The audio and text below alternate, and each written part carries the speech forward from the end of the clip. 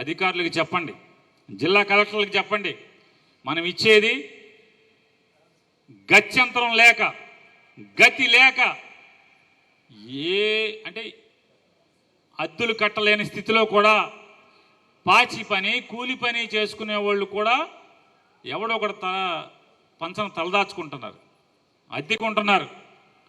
వాడికి మనం పట్టా ఇచ్చామంటే ఆ ఇంట్లోకి వెళ్ళిన తర్వాత ఆడు భోజనానికి ఇబ్బంది లేకుండా కూలి పనికో పాచి పనికో వెళ్తాకి అందుబాటులో ఉండేట్టు మాత్రమే స్థలం కొని ఇవ్వాలి తప్పితే మనం బాధ్యత అంటే మనం మాట చెప్పాం కాబట్టి ఎక్కడో అక్కడ పొలం కొనేసి ఇస్తే ధర్మం కాదండి అంటే కరెక్ట్. నాన్న నువ్వు చెప్పింది మంచి మాట చెప్పావు. వెన్న ఫోన్ ఎత్తాడు, జిల్లా కలెక్టర్కి ఫోన్ చేశాడు.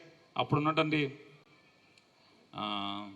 నవాబ్ గారు, ఇమ్తియాజ్ గారికి ఫోన్ చేసి, ఇమ్తియాజ్ అన్న, నాని వచ్చాడు మీ మంత్రి గారు, నేను ఎలక్షన్ కూడా మాట చెప్పాను, నాని టౌన్కి దగ్గర ఎక్కడంటే అక్కడ ఎన్ని ఎకరాలంటే అన్ని ఎకరాలు అర్హుడు అనేవాడు మిగలకుండా పట్టాలు ఇవ్వండి అని చెప్పని ఫోన్లో చెప్పాడు ఆయన. వచ్చాం, కలెక్టర్ గారిని అందరం కూర్చొని మాట్లాడాక టౌన్ అంతా తిరిగాం. కరగ్రహారంలో ఆనుకునైతే మనకి బందరకు దగ్గరగా ఉంటుందని చెప్పని కరగ్రహారంలో భూమి చూసుకుని ఆ రైతులందరినీ కూడా ఆర్ఎన్బి గెస్ట్ హౌస్కి మీటింగ్ పిలిచాం. జాయింట్ కలెక్టర్, ఆర్డీఓ, తహసీల్దార్ అందరూ ఉన్నారు. అందరూ ఉండగానే రేటు బేరమాడటం మొదలుపెట్టాం. బేరమాడటం మొదలుపెట్టి వాళ్ళు 32 లక్షల మించి కష్టం అండి అది ఇది అని అంటున్నారు. రైతులేమో కాదు సార్, కాదండి ఇంకేమైనా పెంచండి అంటున్నారు. వచ్చిన రైతులు అందరూ మేము ఇచ్చేస్తాం, కొంచెం మాకు. నేనేమన్నానంటే ఇవన్నీ కాదైతే బేరాలు వద్దు, ఏమొద్దు, 39 వాళ్ళు ఎదురు చెప్పరు, మీరు ఎదురు చెప్పాకండి అని చెప్పాను. వెంటనే ఆఫీసులో అమ్మో అంత రేటు సార్ అది ఇది అన్నారు. మీరు ఒకసారి ఒకటి గుర్తుపెట్టుకోండి, ఒక రైతుని లేదా భూమిని నమ్ముకున్న వాడిని, తాతల నుంచి తండ్రుల నుంచి భూమి వచ్చేవాడిని ఫర్ ఎవర్ అంటే జీవితాంతం ఆ భూమితో బంధం లేకుండా వాడిని తీసి బయటికి తోస్తున్నప్పుడు వాడు నవ్వుతా భూమి ఇచ్చి వెళ్ళాలి తప్పితే ఏడుస్తానో కోర్టులకు వెళ్ళేట్టుగా భూమి ఇవ్వకూడదని చెప్పి నేను చెప్పాను. వాళ్ళు ఎదురు మాట్లాడలేదు, రైతులు ఇట్లాగే చప్పట్లు కొట్టేశారు, లేచి వెళ్ళిపోయి అక్కడి నుంచి ఎవరికాళ్ళు డాక్యుమెంట్స్ తెచ్చి తహసీల్దార్కి ఇస్తున్నారు, అయిపోయింది. సరే ఇక భూమి ఎంఆర్ఓలు వాళ్ళు తిరుగుతున్నారు, భూమి కొన్నారు. నెక్స్ట్ గిలకల దిండి ఎక్కడ ఇవ్వాలి అని అంటే ప్రసాదు ఆ గిలకల దిండి మన బ్యాచ్ అందరూ కలిసి సకల్ నగర్ పక్కన ఇవ్వండి అని చెప్పారు. వెంటనే అది పోర్టు భూమి అంటే పోర్టు డైరెక్టర్ దగ్గరికి నేను ఫోన్లో మాట్లాడి ఆ డైరెక్టర్ని నాకు అప్రూవల్ కావాలి, ఇన్ని ఎకరాల ల్యాండ్, సీఎం ఆఫీస్ నుంచి కూడా ఫోన్ వస్తుంది నీకు అని చెప్పి ఇక దాన్ని లైట్గా పలచగా నీళ్లు ఉన్నాయి, దానికి నీళ్లు కట్టేసే పని మొదలుపెట్టారు. మొదలు పెట్టంగానే ఇప్పుడు ఏజీపీగాను ఏపీపీగాను ఒక అతన్నాడు, తిరుమాని కృష్ణ భగవాన్ అని కుళ్ళు రవీంద్రకి సొంత మేనత్త మనవడు ఇది అవుతాడు. తేజ అనేది ఉంది పేరు, అతని పేరు. మేనమామ కొడుకు, ఆ మేనమామ కొడుకా తేజ? మేనత్త మనవడా?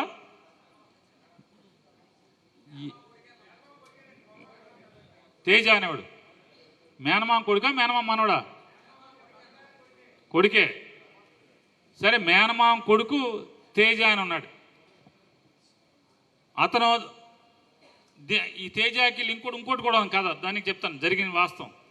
ఆ తేజతో హైకోర్టులో వేయించాడు. మీకు గుర్తుంటే గిలకల నిండి వాళ్ళు గుర్తుంచుకోండి, మళ్ళీ జ్ఞప్తికి తెస్తానా. హైకోర్టులో వేసి అదంతా కూడా సిఆర్జెడ్ భూమి, దాంట్లో ఎట్లా పట్టాలు ఇస్తారు అని చెప్పని అంటే భయం, గిలకల నిండి వాళ్ళకి పట్టాలు ఇచ్చేస్తున్నాడని చెప్పని. ఆయన ఎవడు 5 ఏళ్ళు మంత్రిగా భోగం అనుభవించాడు, గర్వంగా చెప్తాడు ఓట్ల కోసం అయితే నేను మత్స్య కార్మికుడిని. ఇల్లు లేని నిరుపేదలకు మత్స్య కార్మికులకి పట్టా ఇవ్వటానికి మాత్రం ధ్యాస ఉండదు, సోయి ఉండదు. వెంటనే కోర్టులో వేస్తే కోర్టు దాన్ని ఆపేయమని చెప్పని ఇచ్చింది. గుర్తుందా అండి? అప్పుడు మొత్తం ప్రసాదులు, డాక్టరు వీళ్ళందరినీ ఎతికి పేటలో అందరినీ కుర్రోళ్ళని గిలకల దీంట్లోనే పొలం కొనుగోలు చేసి 25 ఎకరాలు సుమారుగా 900 చిల్లర మందికి పట్టాలు రాయటం జరిగింది. అదే అయిపోయిన తర్వాత మోకా భాస్కర్ గారు ఉన్నాడు ఆ రోజు. మోకా భాస్కర్ గారు, నాన్న మరి మా పేటకు కూడా నా పక్కనే కావాలి, రోజు మా వాళ్ళు మార్కెట్కి వెళ్ళి చేపలు తొంకుని చేటలు పెట్టి అమ్ముకుంటారు, మిగతా వాళ్ళు ఫౌండరీలు పనికి వెళ్తారు, మా పేట పక్కన అయితే భూమి చూసుకోండి. శేషయ్య మోకా భాస్కర్ గారు కలిసి గిలకల్దే మన ఉల్లికిపాలెం ఆనుకునే భూమి చూసుకున్నారు. ఆ భూమి కొనుగోలు చేశాం. దాంట్లోనే ఉల్లింగపాలెం వాళ్ళకి 400 చిల్లర అనుకుంటా. ఉల్లింగపాలెం ఎంత పిన్ని? 570 మందికి సుమారుగా పిన్ని ఇక్కడే ఉంది. ఉల్లింగపాలెం వాళ్ళకి సర్కిల్పేట కుల్సు హరిబాబు గారి వార్డులో 200 మందికి, మొత్తం 700 చిల్లర మందికి ఉల్లింగపాలెం ఆనుకుని భూమి కొనుగోలు చేసి పట్టాలు ఇవ్వడం జరిగింది. వెంటనే కేదారు ఎర్రాసీని ఇద్దరు కలిసి, ఏమండి మా వాళ్ళు ఎక్కడికి వెళ్ళరు, మాకు మగ్గాలు మా పేటలను ఉండాలి అంటే భూమి ఎత్తుక్కోండి అయితే అని చెప్పాం.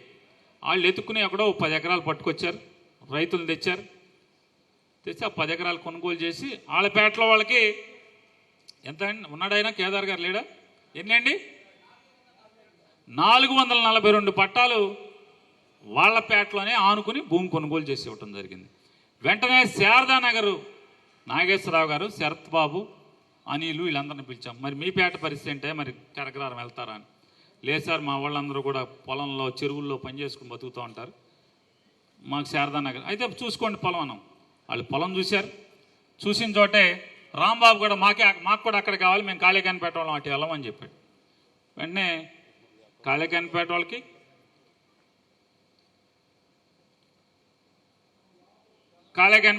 అంటే శారదానగర్ వాళ్ళకి 423 మందికి, అట్లాగే మిరియాల రాంబాబు గారు 30వ వార్డు వచ్చేప్పటికి బసవపూర్ణమ్మ గారికి 241 మందికి, అలాగే చింతాగిరి మౌనిక గారు వాళ్ళకి ఎంతమంది